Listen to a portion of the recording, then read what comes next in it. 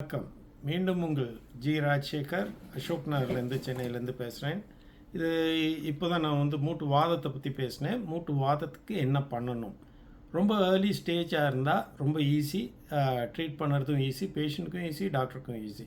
So early ஸ்டேஜில் வரணும். இதில் 2-3 வகையான வைத்தியம் இருக்குது. மாத்திரையை பொறுத்தவரை 2-3 வகையான வைத்தியம் இருக்குது. இதில் பார்த்திங்கன்னா எல்லோரும் பயப்படக்கூடிய ஸ்டீராய்ட்ஸ். இது ஸ்டீராய்டை பற்றி பயப்பட தேவையில்லை. ஏன்னா அது கிட்னியை பாதிக்காது, லிவரை பாதிக்காது. நீங்கள் மற்றவங்க எல்லாம் சொல்லும்போது லிவரை பாதிச்சிடும், கிட்னியை பாதிச்சிடும் தான் எல்லோரும் சொல்லுவாங்க. இன்ஃபேக்ட் கிட்னி ப்ராப்ளம் இருந்தாலே ஸ்டீராய்டு தான் கொடுப்பாங்க. ஸோ இது உயிர் காப்பாற்றக்கூடிய ஒரு வகையான மருந்துகள். ஸோ இதை பற்றி பயப்பட தேவையில்லை. ஸோ எல்லாத்துக்கும் ஸ்டீராய்டு தேவைன்னு கிடையாது. யாருக்கு ரொம்ப மோசமாக இருக்கோ அவங்களுக்கு மட்டும் இனிஷியலாக ஸ்டீராய்டு கொடுத்துட்டு அப்புறம் அதை டேப்பர் பண்ணி கம்மி பண்ணிவிடுவோம். ரெண்டாவது வலி மாத்திரைகள்.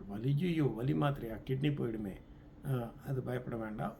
ரெகுலராக ப்ளட் டெஸ்ட் பண்ணுவோம். நாம் வலி மாத்திரைகள் கொடுக்கும்போது கிட்னி டெஸ்ட்லாம் பார்த்துட்டு தான் கொடுப்போம். ஸோ அதையும் பயப்பட வேண்டாம். இது ரெண்டையும் தாண்டி மூணாவது நாம் நோய் குறையக்கூடிய மாத்திரைகள் ஆரம்பிக்கணும். வெறும் வலி மாத்திரை இல்லைன்னா ஸ்டீராய்டு கொடுத்தா பிரயோஜனம் கிடையாது. நோய் குறையக்கூடிய மாத்திரைகள் ஆரம்பிக்கணும். இது பேர் டிசீஸ் மாடிஃபைங் ஏஜென்ட்ஸ்னு. இந்த நோய் குறையக்கூடிய மாத்திரைகள் கிட்டத்தட்ட 4-8 வாரம் ஆகும் வேலை செய்ய ஆரம்பிக்கிறதுக்கு. அது வரை கொஞ்சம் பொறுமையாக இருக்கணும் பேஷண்ட்ஸு. அதுக்கப்புறம் வலி மாத்திரை மற்றதெல்லாம் குறைச்சிடுவோம் நாம். ஸோ இது கூட எக்ஸசைஸ் பண்ணணும். என்னெல்லாம் பண்ணக்கூடாதோ உங்கள் டாக்டர் சொல்கிறாங்களோ அதை பண்ணாமல் இருக்கணும். அதுக்கப்புறம் பார்த்திங்கன்னா இது இப்போ ரீசெண்டாக பயாலஜிக்கல்ஸ்னு மருந்து வந்திருக்கு.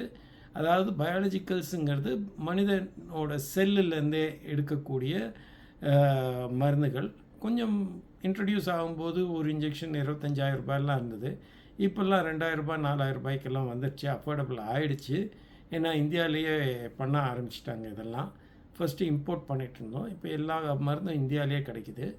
அண்ட் ஸோ இந்த பயாலஜிக்கல்ஸுங்கிறது தேவைப்படுறவங்களுக்கு மட்டும்தான் யூஸ் பண்ணுவோம்.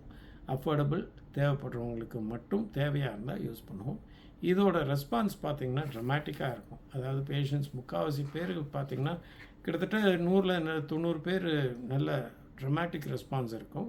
ஸோ இது ஒரு வகையான ட்ரீட்மெண்ட்டு. தேவையாக இருந்தால் யூஸ் பண்ணணும், தேவையில்லாமல் யூஸ் பண்ண வேண்டாம். அளவுக்கு மீறினா அமிர்தமும் விஷம். அதனால் இதுதான் நம்ம மெயின் ட்ரீட்மெண்ட் மொடாலிட்டிஸ் இந்த முடக்குவாதத்தை பொறுத்தவரை. நன்றி, வணக்கம்.